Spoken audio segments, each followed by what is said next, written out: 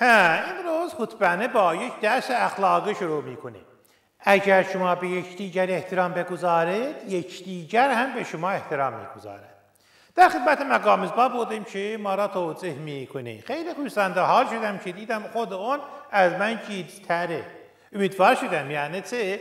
من خودش نماینده ولی فقیه بود. اون زمان که ولی فقیه دوزمالی درست حسابه داشتیم که نهره میزد همین ولی فقیه قایم باشد میشد.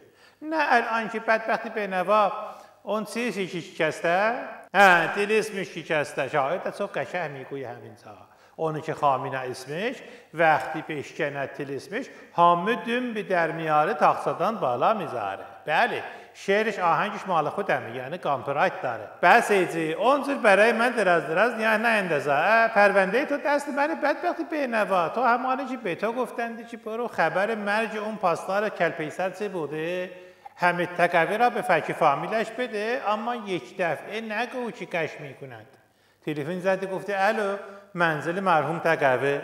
آخه گاماز اونجا ممکنه 10 تا تکوه باشه قاطع بکنی، باید بگوی منزل مرحوم حمید تکوه. آی دانشگاهی که میگویی وقت ماه بین خورشید زمین قرار میگیری خسوف میشه، پس وقتی یک فیل بین از هندوستان میای بین زمین خورشید قرار میگیری فیلسوف میشه. دیدی پرت پلا میگویی؟ خجالت کشیدی من نه؟ آنی میگفتم که üzma توی سرش خورده همه دم به در آورده. اون رئیس جمهور رهبانه یک بار میگویی که برای اتمبه اما پرسه میکنی.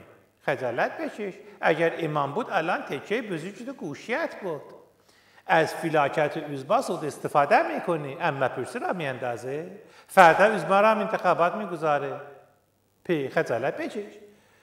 بس این چیز اهلم جتمیشته اون نشکونت را ببنده ها. بدبختی به نوا تو همانه که توی جلسه امتحان که تقلب میکرده اسم فامیل را هم از روی بغل دستی نوشته بوده. بدبختی بیچاره اگران اون یکی را که خودت بلده تو بنویس به او برسان که او هم مال تو را بنویسد که عوض به عوض جیرجی نداره.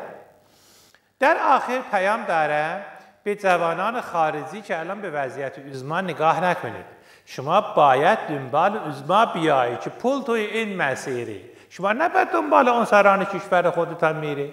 آی میرچل چی داری برای شما؟ چی؟ بیاید دنبال ولی فقیه که پول از سر کلتان برود بالا. جوانان امریکا وضعیت اقتصادی شما الان داغانه. گرمید خودتان خبر ندارید. گرانلق الان در کشور شما داد بیداد میکند.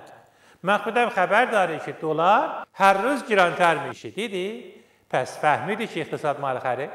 در پایان عرض میکنم که شما تا آخر عمرتان زنده باشید. به وقت باشید.